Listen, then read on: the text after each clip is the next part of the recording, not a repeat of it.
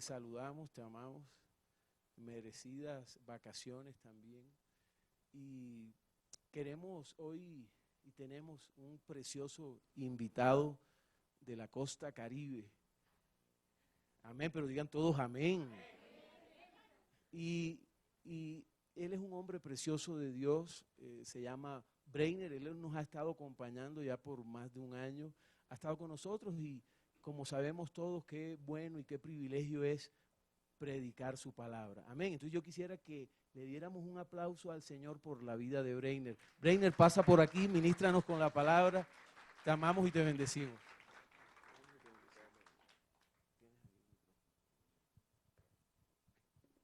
Bueno, visitándonos, qué visita larga, más de 1 año y medio acá, ¿no? Yo no soy invitado, yo soy de aquí de la casa. Yo soy hermano de ustedes acá y esta es mi iglesia. Ay, yo sé que Eric lo dije en broma. Mi hermano, aquí un privilegio pues, grande estar acá. Privilegio porque hablar de la palabra de Dios es un privilegio. Así que cuando usted esté allá en la calle, en su trabajo, en su casa, donde sea, cada vez que usted habla de Dios es privilegio. Porque usted habla de reino, usted habla de su Padre, habla del que todo lo puede, habla del Todopoderoso, habla de ese Dios digno y amoroso que está dentro de usted porque usted tiene el Espíritu Santo de Dios. O sea que estar aquí, estar allá, estar en todas partes es privilegio. Dile que está a tu lado, es un privilegio hablar de Dios. Nunca debemos de dejar de hacerlo. Para eso fuimos diseñados, para promulgar. Amén. Nuestra enseñanza el día de hoy es un poco, el nombre repela, un poquito. Porque nos señalamos y tenemos que hacer una autocrítica. Se llama, hemos descuidado nuestra labor de reino. ¿Hemos descuidado nuestra labor de reino? Bueno, en el transcurso de toda esta enseñanza vamos a ver qué significa todo eso. Y por qué del compromiso como iglesia, como congregación, tenemos que tener. El compromiso primeramente con Dios y con el legado que Él nos ha dejado aquí en la tierra. Vamos a hablar sobre el afán y la ansiedad. Esos enemigos que han llegado a la iglesia, ha llegado a la sociedad, ha llegado a nuestra casa y vemos que a veces ha enranchado y nos ha causado un obstáculo pero muy grande para seguir hablando de la palabra de Dios, para seguir ensanchando la estaca o las estacas, la tienda que Dios nos dijo que hiciéramos aquí en la tierra. Y Jesús propiamente, muchos de los apóstoles y muchos de los escritores bíblicos hablaron de las hazañas de Jesús. Y Jesús iba en la barca, pero Jesús habló perfectamente y lo dijo ahí explícitamente acerca de un tema que hoy por hoy nos está tocando y que ha sido el principal obstáculo de la iglesia, que es el afán y la ansiedad. Él hablaba sobre el afán y la ansiedad, sobre el mal de este siglo, el afán de este siglo, sobre el martirio que vivimos día a día, sobre el descuido que tenemos nosotros en la misma iglesia, por todos los apuros que tenemos en lo que la sociedad pues, nos está rodeando. Hablábamos en el primer servicio de no le pagaba la universidad al hijo, no la merienda de mañana, me botaron del trabajo, que la enfermedad esta me vino, que muchas cosas que el problema está encauzado ahí y que como cristianos, ¿qué hacemos? El mal de este siglo se le ha llamado el estrés. ¿Ha tenido estrés usted? Sí, he tenido estrés por muchas cosas. Pero vivir y estar en él y apadrinarlo y tomarlo para sí, ese es el mal. O sea, llegan preocupaciones a nuestra vida, es normal, tenemos sentimientos, emociones, y sí llegan preocupaciones. Pero apapacharlas y decir, quédate con nosotros, ahí está lo malo. Jesús habló específicamente en Mateo 6, 25 y 34 acerca del estrés y acerca del afán y la ansiedad. Vamos a leerlo.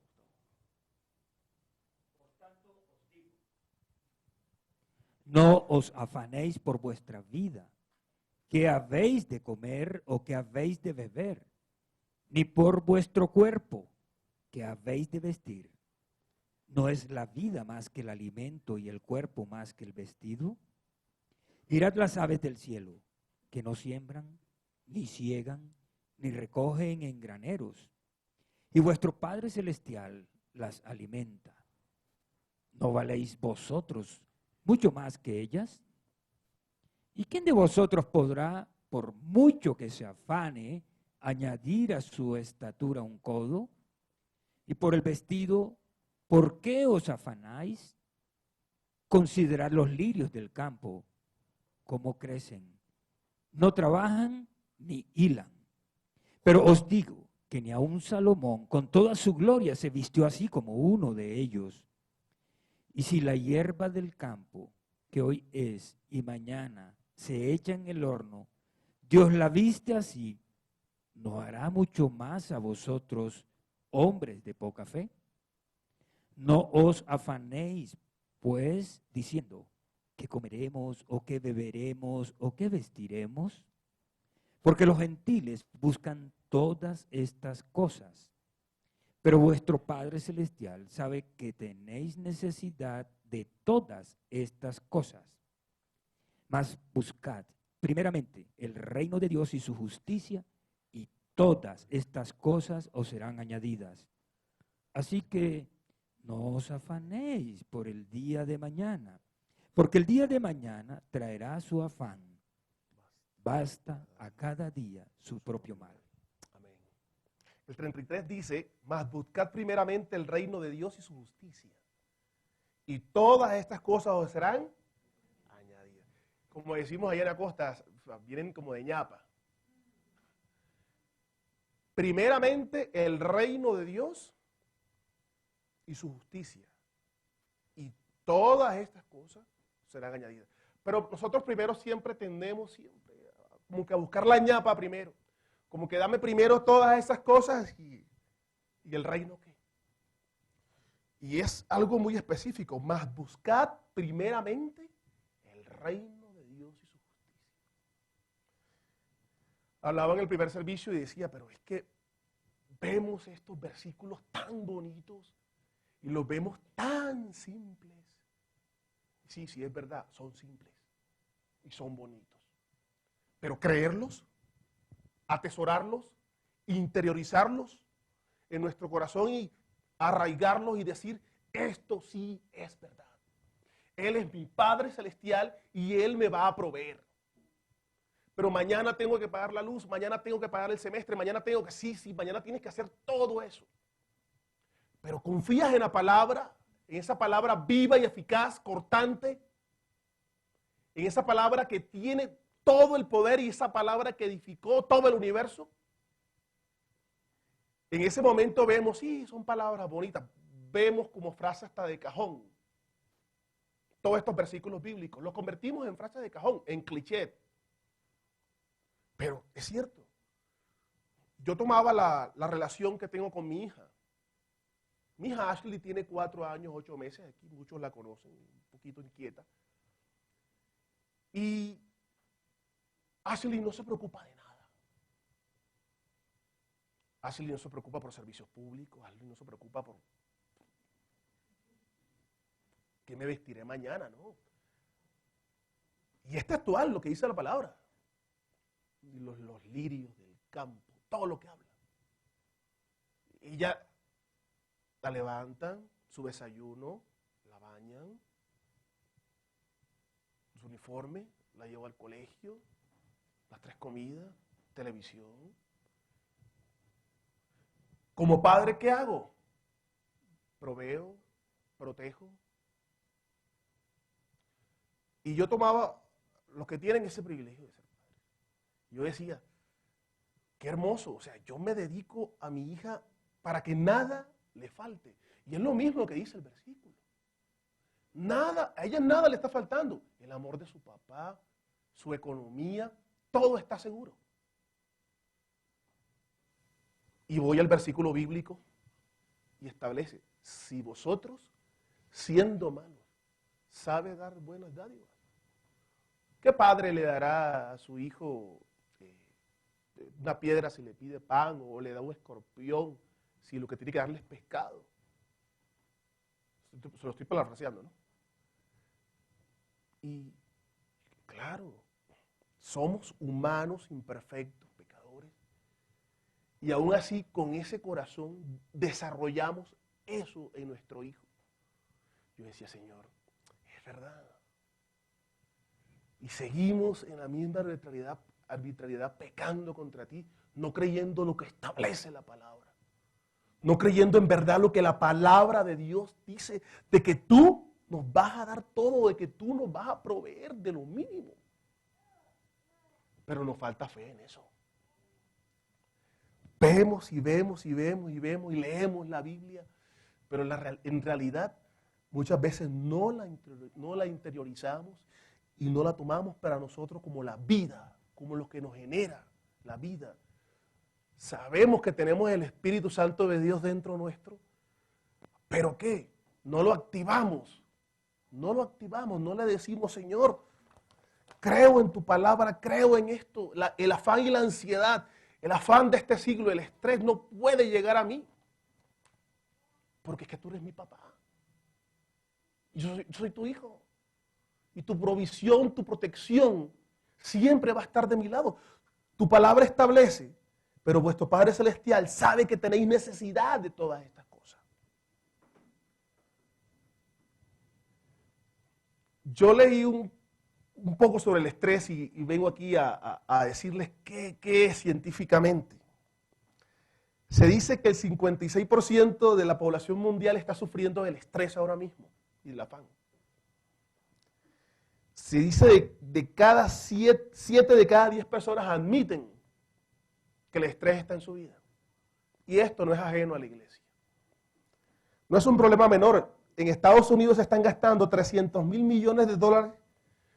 O sea, hay pérdidas en 300 mil millones de dólares en sitios de empleo porque los empleados pues, están estresados. Y unas 49 millones de personas sufren de crisis y angustias cada año.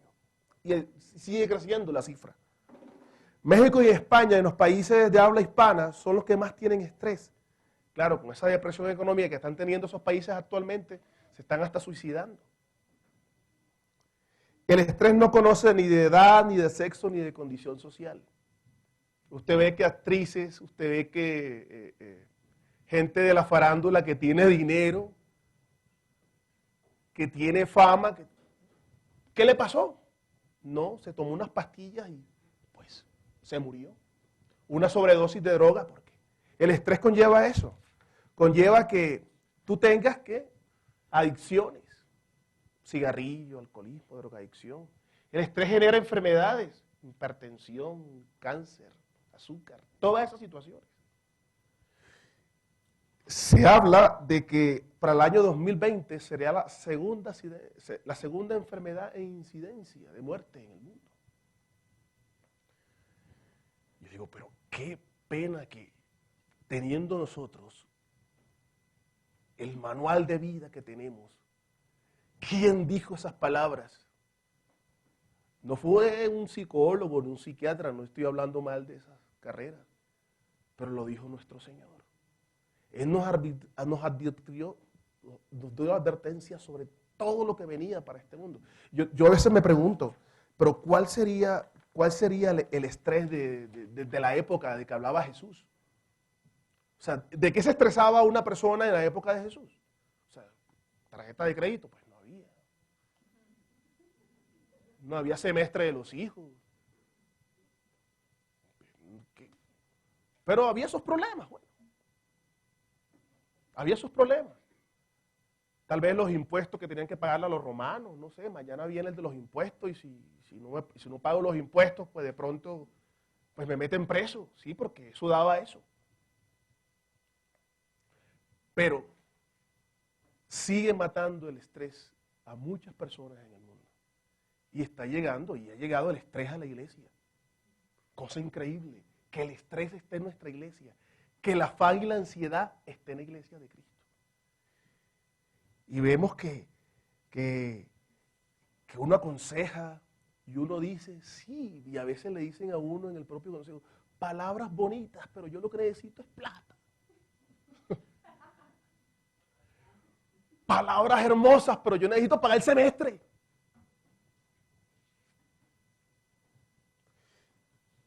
¿Qué más tiene que hacer uno? Decir, hermano, pero es que en oración y en todo esto está lo...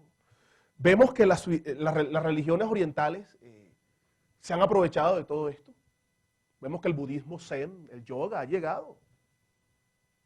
Y ahora mismo te sientan a ti y cierre los ojos y deje su mente en blanco. No piense en nada.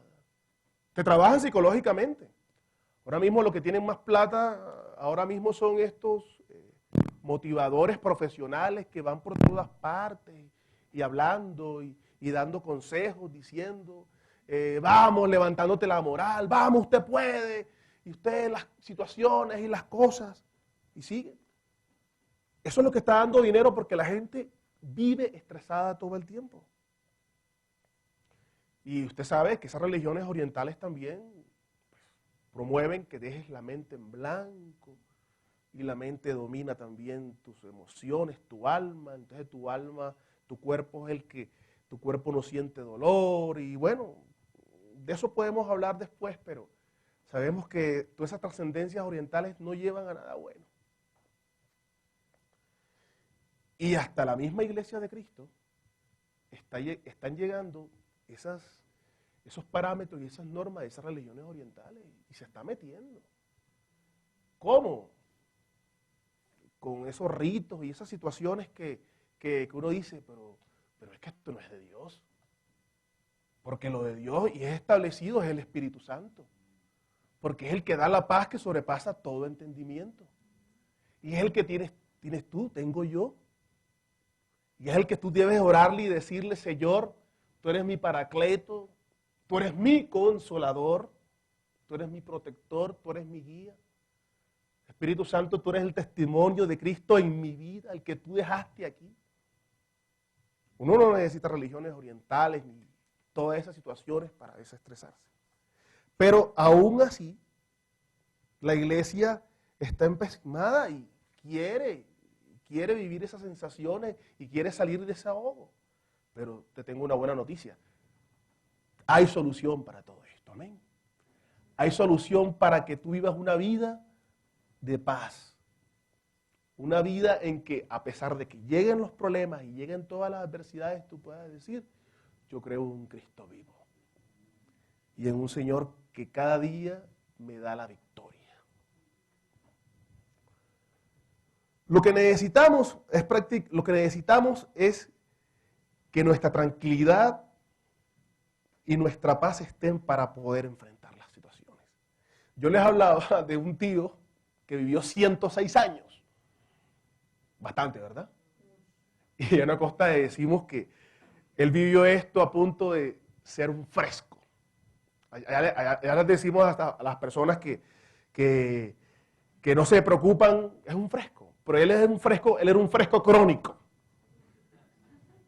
Crónico. Y usted dirá, pero 106 años. Y no es un buen ejemplo tampoco con lo que lo voy a decir. Es como manera de chanza. Pero sí fue una realidad. Tío Lucas, él vivía en Fonseca, una población de La Guajira. Y él estaba perdiendo la vista por un ojo. Y le decían, Lucas, pero tú necesitas ir a Valledupar. Que te traten ese ojo, hermano, porque vas a perder el otro.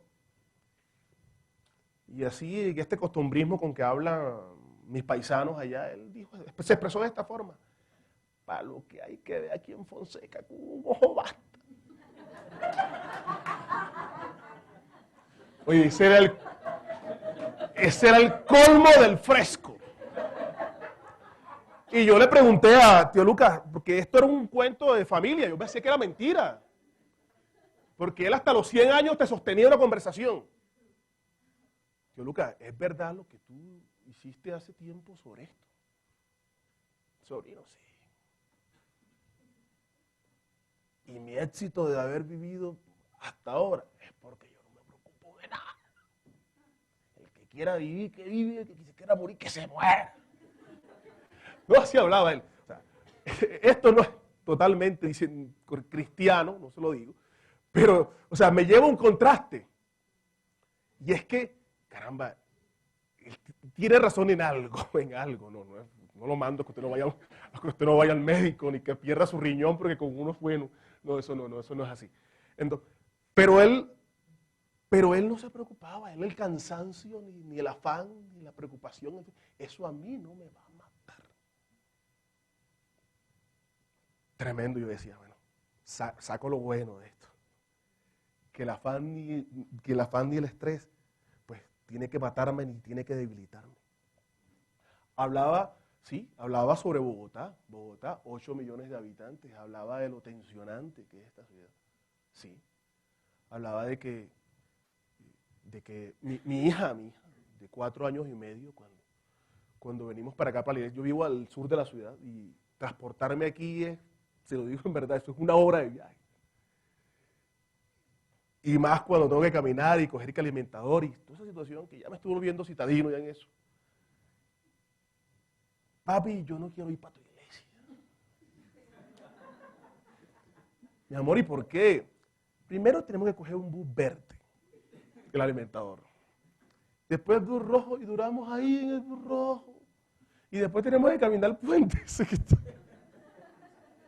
Y yo decía, pero si Ashley tiene ese pensamiento, con 4 años y medio de que la lucha, y entonces yo para venir, para que ella venga conmigo acá, yo tengo que decirle, no, mi amor, y los niños, y mira, y vas a jugar, y le recuerdo a las personas que están aquí, te quieren mucho, mira, te dan hasta obleas, te dan que...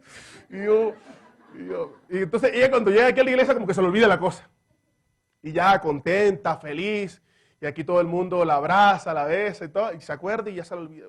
Cuando ya nos vamos al Transmilenio de nuevo, que ella ya ve el puente que está subiendo, ya se le ve la cara, el semblante le cambia. Y es hasta viva, porque estás hasta la dormida. Papi, estoy cansada.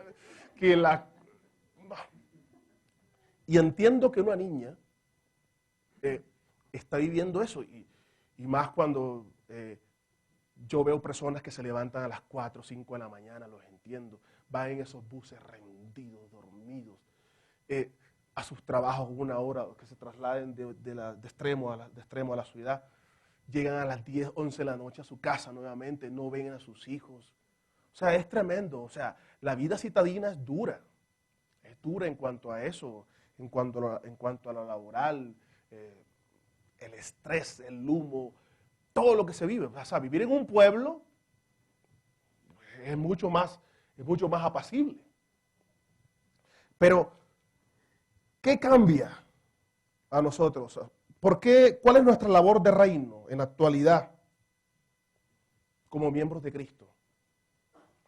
¿Influye el estrés, influye el cansancio, influye todas esas cosas a que nuestra iglesia, a que no participemos en la labor del reino de Dios? ¿Tiene que influir? Vamos a seguir. Todos los personajes bíblicos, David, Gedeón, Moisés, Pablo, todo lo que usted ha leído en su Biblia, fueron hombres con un corazón dispuestos. Y todos estos hombres entablaron situaciones muy duras en sus vidas. Para ellos no fue fácil, ¿cierto que no?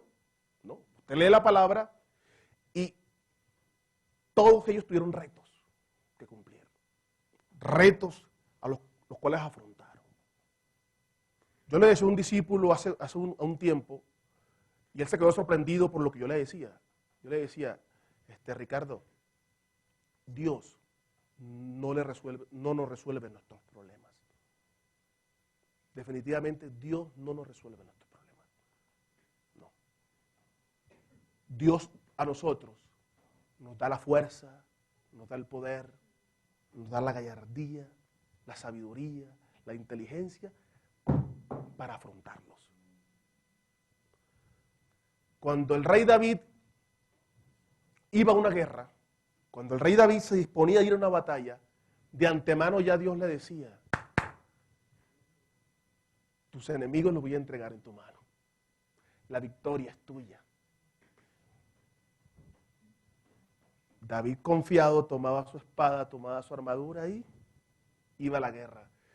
Y cuenta la Biblia y mató 10,000 filisteos y mató no sé cuánto y mató esto y David hizo y hizo.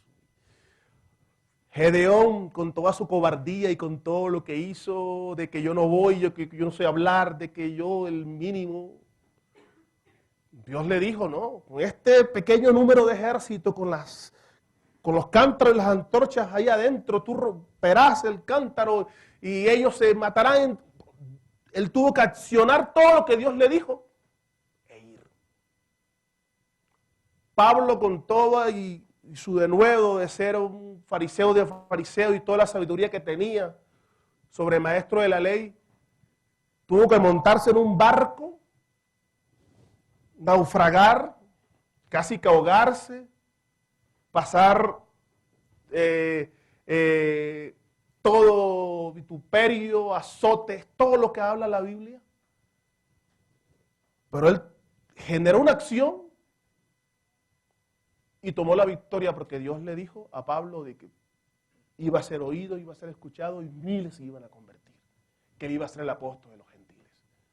O sea, Dios de antemano, la palabra lo establece, de que nos hizo más que vencedores a nosotros en Cristo Jesús. Dios de antemano nos ha dado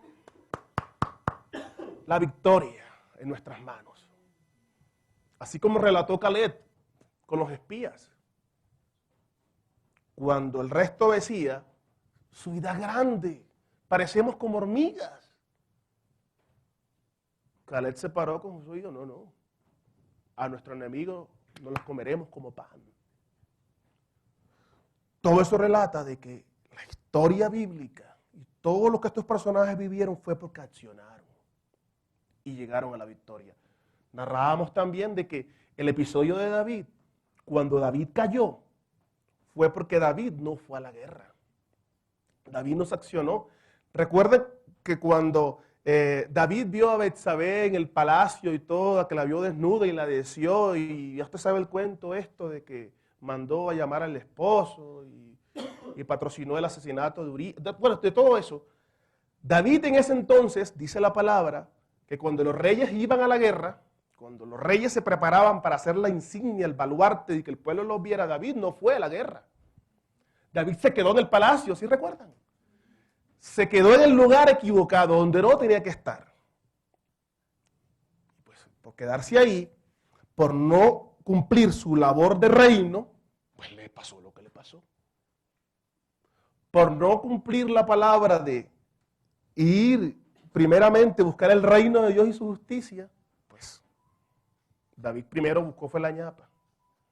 Todo el placer y toda esa situación para luego acabar donde acabó. La palabra establece de que la espada nunca se apartó de su casa. Pero bueno, a nuestra época, la iglesia actual, cuando Cristo vino, murió por nosotros en la cruz, donde ya no teníamos que hacer ese emprendimiento de tomar una espada e ir a luchar y cortar cabezas y esas cosas que hacían en el Antiguo Testamento, pues nosotros tenemos otro legado para cumplir la función de reino. Y cuando hablamos de nosotros, hablamos de toda la iglesia, todos los miembros que están aquí. Desde el pastor José Aníbal, hacia todos los que él guía, que somos nosotros. Cada uno de los que está sentado en esta silla, tenemos una labor de reino. Labor que hemos descuidado por nuestra ansiedad y por nuestros afanes. Entiendo muy bien de que usted no puede estar las 24 horas aquí en la iglesia, no, usted nadie está, el trabajo no está aquí. El trabajo está allá afuera, claro que sí. El trabajo está en su contorno. A unos Dios los llamó para pastores, para ministros, pero en todo este legado Dios nos dio dones y talentos para poder establecer su reino aquí en la tierra. Cada uno de ustedes tiene dones y talentos para desarrollarlos. Pero descuidamos nuestra labor de reino con esos dones y talentos. Hacemos lo que la Biblia dice, muchas veces, ¿qué? Lo enterramos. Porque nuestra ansiedad y afán no dejan, no cumplen. Los versículos de Mateo 28, 19, vamos a leerlo. Gustavo. Y haced discípulos a todas las naciones, bautizándolos en el nombre del Padre y del Hijo y del Espíritu Santo, enseñándoles que guarden todas las cosas que os he mandado. Y he aquí, yo estoy con vosotros todos los días hasta el fin del mundo. Amén. Amén. La gran comisión. ¿Cuántos hemos leído esto? Creo que todos los cristianos hemos leído esto. Y si no lo han leído en la película de Semana Santa, tuvo que haberlo escuchado. Cuando Jesucristo le dice a los discípulos esto. Y vemos que hay muchos que enfrentan este versículo bíblico con toda la gallardía y toda la verdad. Muchos van y empiezan a hablar de Dios, empiezan a predicar y a hablar de ese evangelio lindo y hermoso. Pero vemos que otros no. Pues se duermen en los laureles y simplemente dicen, bueno, que cumpla esa función otro, o que Dios determine quién va a su iglesia. Y nos volvemos en ese momento hasta bíblicos también. Es que Él ya predestinó y escogió a los que deben ser salvos. Yo qué sé. Y nos volvemos críticos también. Hablaba también esta mañana de que hablamos de las grandes mega iglesias, de las iglesias de 20,000 y 25,000 miembros. Y formamos teorías acerca de esas iglesias. No, es que esas iglesias grandes a mí no me gustan. No, ya no se conoce a nadie. No, ¿eso qué es? Mejor en las iglesias pequeñas y chévere. Que así todo el mundo nos conocemos y vamos a cine juntos y vamos al paseo juntos. Y ¿qué hubo Pedro? ¿Qué hubo Pablo? ¿Qué hubo Eric? ¿Qué hubo? No, chévere. Esas son las iglesias chéveres, donde nos conocemos, el amor se va. No, esas iglesias, ¿qué? Acércate tú el pastor en esas iglesias.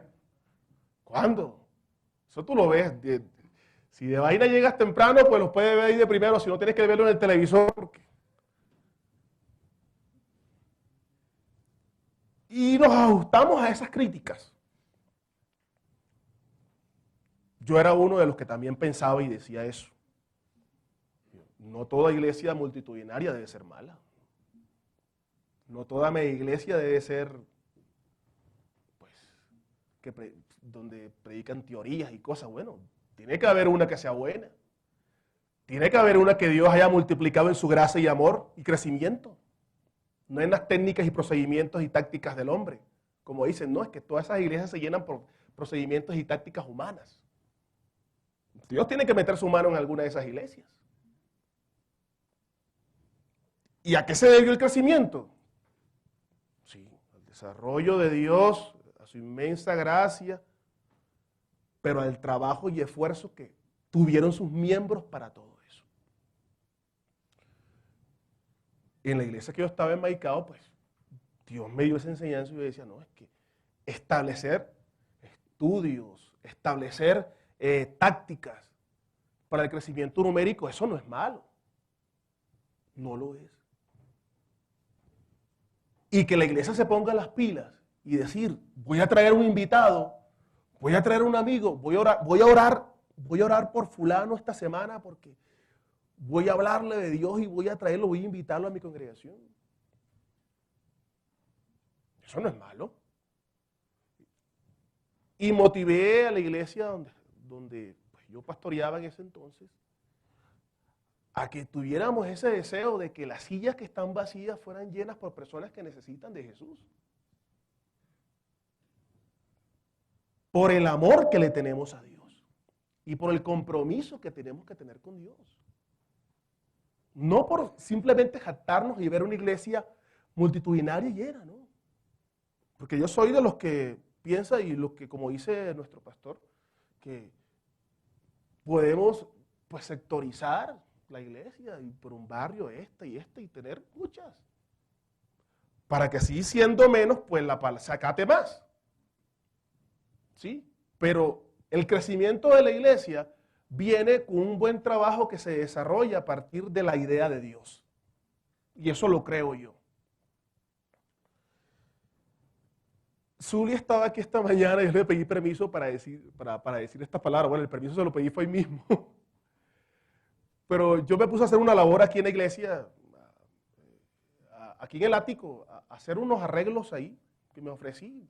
Estaba desocupado en ese momento y encontré aquí discipulados y muchas cosas que la congregación en el transcurso de estos 3 años había hecho. Yo tengo 1 año y medio de estar aquí. Y yo le decía, Zuli, ¿y estos documentos que están aquí? No, eso lo empezamos a hacer, pero la gente pues se aburrió. Y esto esto lo empezamos a hacer, pero también quedó ahí. Y yo iba pasándole cosas que yo estaba en el 2.º piso ahí, y esto. Y yo decía, Dios mío, pasó lo que pasó en la antigua congregación. O sea que empezábamos las cosas, o empezábamos con fervor, pero dentro del camino se diluían. Empezábamos con esa corriente de 220 que decía, sí, vamos a hacer las cosas y vamos a... Y esto que está aquí, no. Yo decía, nos falta labor de reino. En seguir y proseguir y persistir en lo encomendado por nuestro pastor o las ideas que se desarrollan dentro de la congregación. Yo las semanas pasadas decía acerca de los discipulados, de Sigue B1 y eso, vamos a hacerlo, el pastor decía desde el púlpito, vamos a instruirnos, vamos. Y sí, y muchos cogían, otros no cogían, y sí oía comentarios, no, que ya yo lo hice, ¿para qué repetirlo? Para labor de reino. Marcos 16, 17. ¿Qué dice Gustavo?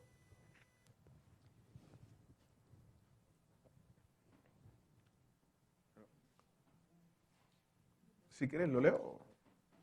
Y estas señales seguirán a los que creen. En mi nombre echarán fuera demonios, hablarán nuevas lenguas, tomarán en las manos serpientes, y si bebieren cosa mortífera, no les hará daño. Sobre los enfermos pondrán sus manos y sanarán. Amén. ¿Cuántos creen este versículo? Amén. ¿Y cuántos han tomado la experiencia que dice este versículo? Pero menos amén, ¿verdad? Pero esta palabra seguirá, dice, estas señales seguirán ¿a quiénes? ¿A los que? A los que creen. Diga, yo creo. Amén. Pero también tomamos esta frase como frase de cajón. Sí. Y esta palabra también la dijo Jesús en su despedida, cuando estaba acá, cuando estaba diciéndolo a ellos. Esto es un complemento del versículo anterior. En mi nombre echarán fuera demonios, en mi nombre sanarán enfermos. Pero muchas veces esta tareita solamente se la dejamos al que está ahí en el púlpito. O a Benijín, o al otro, a Cashluna. No, son los que pueden. Y se llenan los estadios multitudinarios. Porque vamos a llevar al que te va a sanar. Vamos a llevar al que te va a tal. Vamos a llevar al que va a hacerte esto y tú enseguida te vas a levantar. Cuando Dios no hace excepción de personas, cuando Dios dice que si tú crees, esto puede llegar a tu vida y tú puedes establecer esta labor de reino, tú la puedes establecer en otras personas.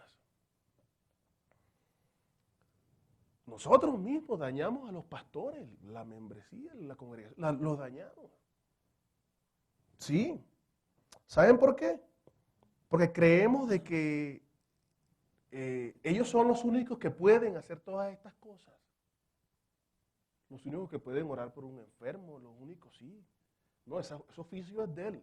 Y muchas veces los pastores se llenan de tanto ego, del yo sí puedo, del Superman, de la vida espiritual, que explota, que manipula, que hace, que dice.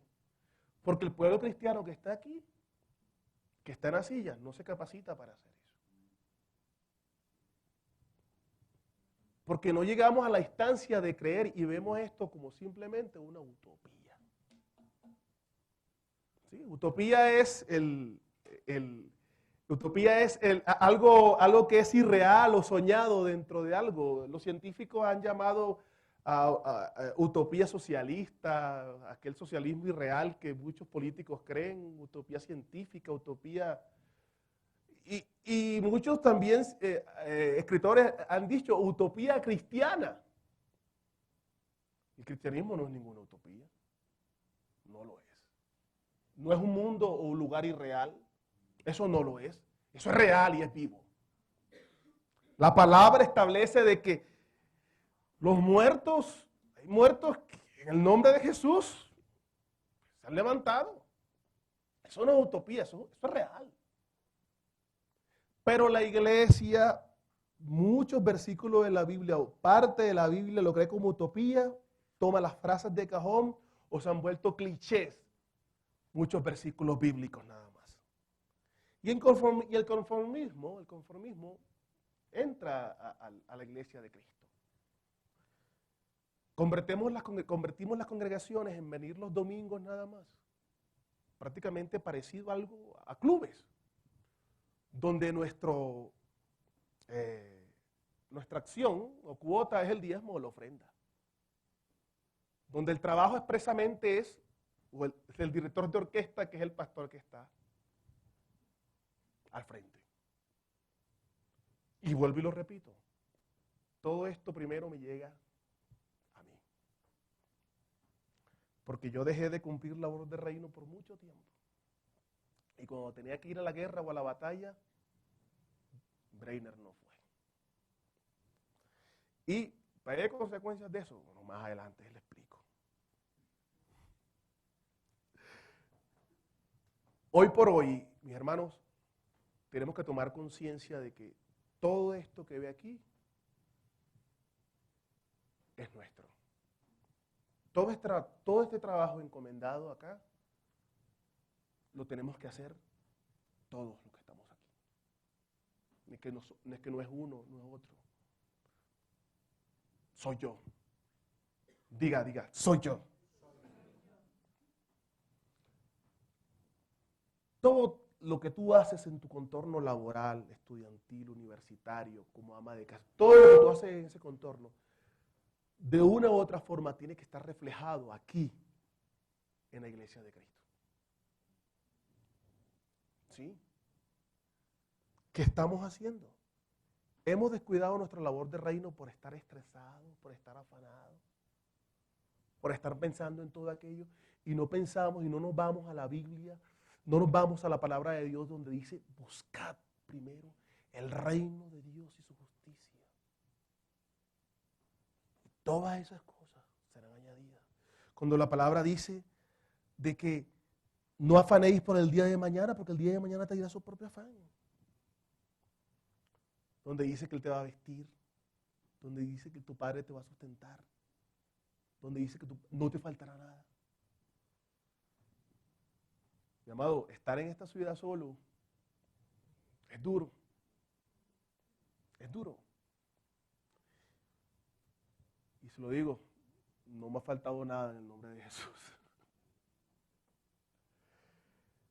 Hoy quiero mostrarles unas fotografías de unas personas muy especiales a mi vida. Y es negrita, pero no es mi mamá. Es una gran amiga la que está ahí. Tal vez ustedes tienen como ejemplo a muchos evangelistas, como Benny Hinn, el pastor Billy Graham, muchos de ellos. Pero yo tengo como ejemplo uno de esta señora, Mélida Rivadeneira. Mélida es de una población de La Guajira que se llama Camarones. Camarones es un corregimiento de Riohacha. De Camarones que viene mi descendencia, los choles.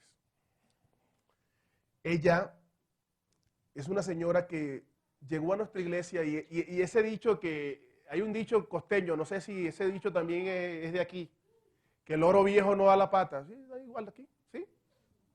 Muchos dicen que por el arraigo cultural y religioso las personas de edad, es muy difícil que lleguen a Cristo. Porque muchos dicen, yo soy, y a mí no me quita nadie. Pero fue un ejemplo esta señora. Esta señora llegó a nuestra iglesia. Y llegó como una anciana normal, que yo, bueno, la trajeron.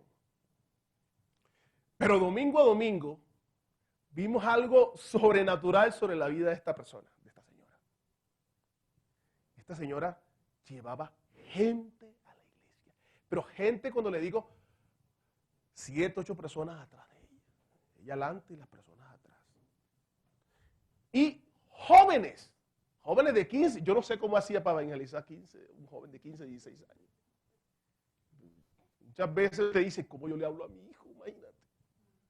Y esta señora llevaba jóvenes a la iglesia. Y yo le decía al pastor, ¿pero qué pasa con esta señora? ¿Qué tiene? ¿Qué se unta? ¿Qué se echa? La señora Mélida a duras penas sabía leer. A duras penas sabía escribir. Y aún así, Mélida tomó la decisión de discipularse. Y empezó el Sígueme Uno. Sí, porque son los mismos discipulados que vemos acá. Recuerdo que mi cuñada era su discipuladora y mi cuñada cuando salía de esos encuentros discipulares, ay, Brady, tuve que prácticamente leerle todo y tenerle paciencia porque empezaba. Porque los gentiles, para leer un versículo duraba 5 minutos. Y yo le decía a Marina, pero tienes que tener, o sea, ella quiso discipularse. Y si tienes que enseñarla a leer, tienes que enseñarla a leer. Y esa señora empezó a traer gente. Y uno, ¿cómo hacía ella? Y vuelvo y lo repito, la disposición del corazón. Lo que solamente el poder de Dios puede hacer a través de una persona que se dispone a trabajar y hacer labor de reino. Si una persona como ella, casi analfabeta, que no sabe leer, que no sabía ni caminar muy bien, hizo esta hazaña, ¿cómo que tú ni yo podemos hacerlo? La gloria de Dios estaba a través de esta persona porque dispuso su corazón para trabajar. Ella ya murió. Yo fui el que presidí su funeral. La iglesia ese día, cuando entró el cadáver de Mélida, lo pusimos al frente. Gente se quedó afuera, eso fue una multitud tremenda. Una de las, antes de morir ella en Barranquilla, porque murió en Barranquilla, ella dijo, yo quiero que en mi funeral haya música. Haya música porque yo quiero que aún en mi lecho de muerte las personas oigan de Dios. Y no sé si usted escuchó esa canción, ahora sí la recordé, es que me dijeron, Brainer, ¿y por qué no la canción cuál fue? Bueno, cuando en el descanso sí la recordé. Fue esa, no te rindas, a pesar de que... Sí la han escuchado. ¿No? La canción es viejísima.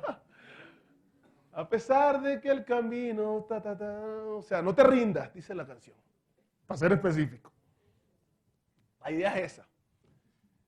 Y contrataron una camioneta y en la costa, bueno, eso sí no lo he visto aquí, eso es exclusivo de la costa. Hay unos carritos de música que van vendiendo CD por la calle. ¿Sí los han visto? No sé, los que son de allá. Y entonces le pagaron a un tipo que vendía CD, monta el carro ese aquí. Lo montaron en una camioneta y toma, pon este CD y repítelo todo el tiempo. Y desde la iglesia hasta el cementerio fue esa canción. Ese día en la iglesia hubo convertidos, familiares de ella, las hermanas, eso fue algo increíble. Yo decía, caramba, hasta después de muerta, Mélida sigue arrastrando gente. Todavía es y en mis prédicas y en todo lo que hablo y en la iglesia que quedó en Maicao se recuerda a esta señora. Yo llamé a la hija hace 2 semanas para que pues, me mandara la fotografía. Y hablo de ella hasta con ganas de llorar porque le recuerdo mucho. Y me decía, Breiner, pues un honor que a mi mamá tú a estas instancias pues la recuerdes y todo esto, ¿no? Yo decía, no recordará a Mélida con todo lo que hacía y lo que hizo en nuestra congregación. Esa fue una de mis evangelistas. El otro fue este peculiar señor, Efraín Ortiz, el pollito, como los apodos que le colocan allá en mi tierra. Y es peculiar porque yo a este hombre, yo lo conocí siendo niño. Recuerdo que mi papá tenía un bar, un tomatrago de esos. Y este hombre era uno de sus clientes, baby. Preferido. Este hombre, yo veía, y el pollo para aquí todo el día. Eso toma trago en la mañana, toma trago y droga y todas esas cosas. Y este hombre, que la familia de este hombre, yo decía, no, este tipo, ¿qué familia irá a tener?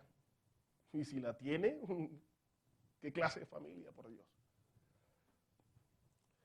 Y contaba la anécdota de que yo llegué un día a pedirle plata a mi papá y él en su borrachera me dice, oiga, mijo, ven acá, cómprame una botella de trago ahí en no sé qué parte, porque mi papá vendiera cerveza nada más. Y yo me fui con la plata y se la robé. Y este viejo que me va a mandar a comprar birrón, a los días el pollo me encuentra, oiga, pollito, ven acá, eso no se hace, me dejó hasta pasmado allá, pasmado.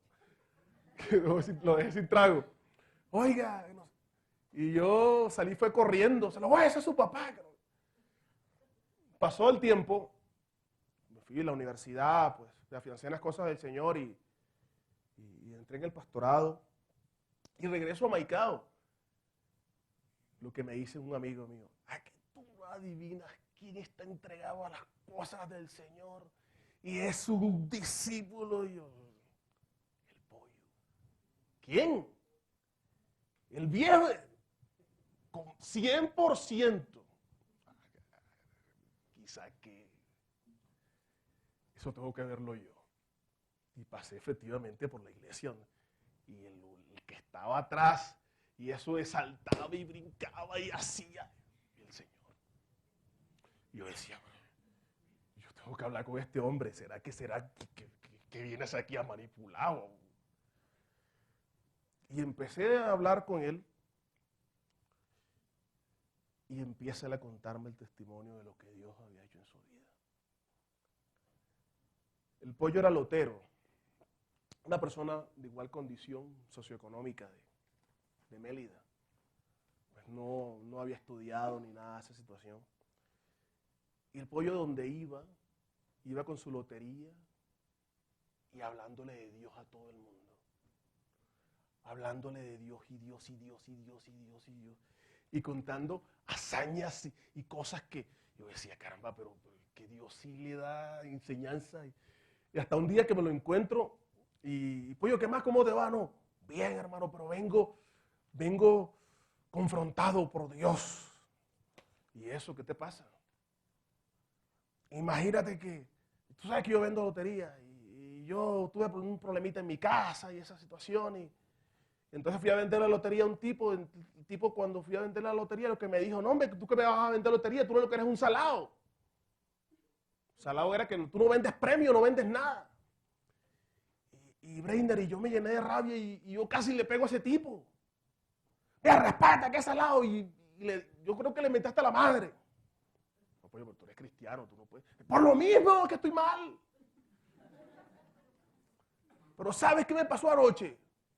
Fui a pedirle perdón a Dios por todo lo que había hecho.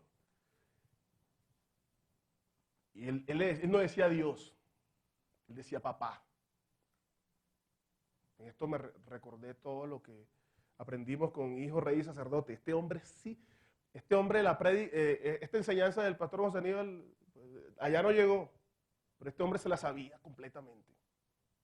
Es que este hombre no decía Dios, papá. Ayer estuve hablando con papá. Y papá me dio una. ¿Y por qué, pollo? ¿Por qué?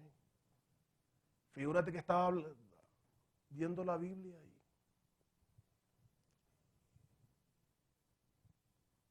cuando de pronto él me señalaba todo. Vosotros sois la sal de la tierra.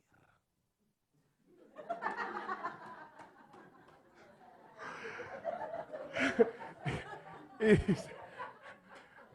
dice el pollo, dice, tuve que ir a pedirle, gracias, tuve que ir a pedirle perdón a ese hombre. Y cuando me lo encontré le dije, tú tenías razón. Yo soy un salado. Yo soy un salado. Yo vine a darle sal a desabridos como tú. Y yo, pues lo remataste. Oye, y así eran las cosas de él. Un testimonio del pollo era decirle, papá, hoy no tengo plata, papá, ayuda a tu pollito, papá. Esas eran las oraciones de él. Simples, pero con un corazón dispuesto. Yo creo, cómo me imagino. Cuando yo estuve en el entierro del pollo, él tenía otra iglesia. Él asistía a otra iglesia. Y estando en la iglesia, que también fue otra multitudinaria despedida, el pastor de esa iglesia recuerdo que lloró, pero lloró intensamente y decía frente al cajón del pollo. Así, se sentó, la mano la puso en el cajón y decía, Señor, yo no sé por qué no podemos ser como este hombre. Así. Y en ese momento, pues yo también di unas palabras. A mí, parte de la familia de él no me conocía, pues yo di unas palabras y agradecí porque si hubo un mentor para mí, fue este hombre. Pero mentor, ¿cómo? Yo cuando estaba preocupado o con todos estos afanes y cuestiones, parece mentira, pero yo me encontraba con el pollo, con su lotería y todo, y él se sentaba y nos sentábamos donde estábamos. Y él empezaba a narrar cosas. Yo no le decía cómo me sentía. Y él empezaba a narrar cosas, a decir sus testimonios que a mí me edificaban tan tremendamente. Porque yo decía, Señor, es tan simple. Es tan simple. Y él vive su vida cristiana de una forma tan sencilla, pero tan llena de fe. ¿Qué nos pasa a nosotros? Es que el razonamiento y el tanto darle vuelta a las cosas es lo que nos mata. Y estas personas vivieron una vida tan linda y tan hermosa porque la gloria, el poder de Dios lo vivía intrínseco dentro de ellos. Eran colaboradores, eran laboriosos en su iglesia. Eran unos discípulos perfectos. ¿Por qué? Porque solamente se dispusieron a eso. Tú y yo que tenemos profesión, que tenemos un contorno social amplio, grande, conocimiento, nos limitamos. Nos limitamos y pensamos que estamos así. ¿Qué hago? Me limita todo, me limita el semestre del hijo que tengo que pagar mañana, me limita esto, cuando la palabra establece que el reino de Dios y su justicia es primero. Mis hermanos, tenemos que ponerle un alto a esto y como les digo, eso a mí me dio primero, porque por estar pendiente de esto del estrés, del afán y de las cosas familiares, se lo digo personalmente, yo abandoné un ministerio de más de 200 jóvenes en mi tierra. Yo era pastor de jóvenes por 6, 7 años.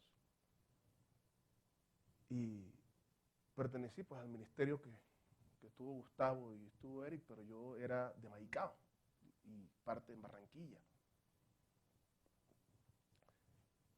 Y por estar pensando en situaciones que no... En ese ministerio, pues, muchos jóvenes de droga, de pandillas estuvieron ahí. Para mi pueblo, 250 pesos es mucho, grande. Y hubo consecuencias a mi vida por haber descuidado mi labor de reino. Sí. La palabra establece de que el que habita al abrigo del Altísimo morará bajo la sombra del Omnipotente. Y que si es textual y literal, fuera de ese abrigo, tú no estás en esa protección ni en esa prosperidad divina. Lo que hablábamos del hijo pródigo. El hijo pródigo estaba súper bien cuando estaba en su casa, alrededor de todo el contorno paterno y todo lo que el papá le ofrecía. Pero cuando él decidió irse, vinieron las penumbras para su vida. Yo decía, Señor, aunque yo reconozco ahora que pero mi error, y sé que tengo un Dios perdonador y lleno de gracia, y sé que Él me va a restituir muchas cosas las que perdí. Pues recuerdo eso, pues, con tristeza, por tomar decisiones, esas decisiones erróneas, y situaciones que yo no quiero que tú vivas. Quiero que tú te conviertas en una persona laboriosa para el reino de Dios y que establezcamos este emprender en nuestra iglesia, de que podamos surgir más y más y más y más en nuestra congregación. No, esta no es la propia prédica de que diga, ¿no?, que bonita, que linda, ¿no? Porque es que nos llega y nos sentimos cuando a veces nos tocan esa fibra. Pero la palabra es así, ¿útil para qué? Para redarguir, enseñar, instruir, para todo eso. Justicia. Y la palabra que hoy me tocó fue para esto, para hablar, para enseñar. Y todo lo que digo hoy lo digo en el amor del Señor. Porque yo me considero miembro y amo esta iglesia. Y aquí vamos con todo. Amén. Vamos a ponernos en pie en esta bella tarde para terminar. Y yo sé que Dios está a nuestro lado y somos más que vencedores. Amén. Vamos a cerrar nuestros ojos en esta linda tarde y vamos a orar. Señor, te damos gracias en esta tarde, Señor. Gracias por que tú nos has hablado. Gracias, mi Rey, porque sabemos de que tu palabra es viva y eficaz, cortante, espada de doble filo, que penetra, Señor, nuestros tuétanos, penetra nuestra alma. Hoy te pedimos perdón, Señor, como congregación. Te pedimos perdón, Señor, como iglesia, si no hemos hecho lo que teníamos que hacer, Señor. Si no nos hemos dedicado laboriosamente, Padre, a trabajar, a realizar tu tarea. Tu palabra establece, Señor, que tenemos que ir y hacer discípulos a todas las naciones. Tu palabra establece de que tenemos que enseñarles y que guarden todas tus cosas. En nuestro sitio de trabajo, universidad, colegio, casa, donde estemos, ayúdanos a hacer labor de reino, Señor. Ayúdanos a establecer los parámetros de vida que tú nos has enseñado. Ayúdanos a dar por gracia lo que hemos recibido, Señor. Padre, si estos señores pudieron, nosotros también podemos hacerlo. Mi Rey, te pedimos perdón por todo lo que hemos hecho de omisión. Y queremos, Padre, hoy establecer de que iremos adelante a trabajar y hacer lo que tenemos que hacer. Bendice nuestra congregación, Señor. Bendice todos mis hermanos con sus familias. Prospéranos, pero que primero tengan, Señor, en cuenta de que primero es tu reino y tu justicia y que todo vendrá por añadidura. Te damos gracias en el nombre de Jesús. Amén.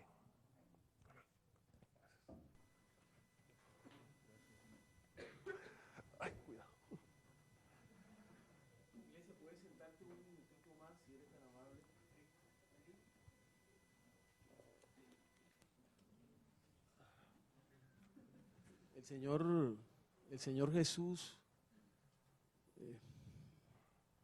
dijo a los discípulos, por allá en Juan 6:63, dijo, mi palabra es espíritu y es vida. Amén. Qué bonita palabra, Breiner. Palabra dura a nuestro corazón, una palabra de exhortación poderosa, pero es vida para nuestra alma y pidámosle al Espíritu Santo de Dios que la haga rema, porque solo la revelación transforma nuestra vida y la vida de los demás, y eso lo hace el Espíritu Santo. Démosles permiso y participación a Él para que haga cosas maravillosas. Vamos a ver ahora un pequeño video y mientras vemos ese video, bueno, adelante están los sobres de las ofrendas y vamos a sembrar con gozo en el reino.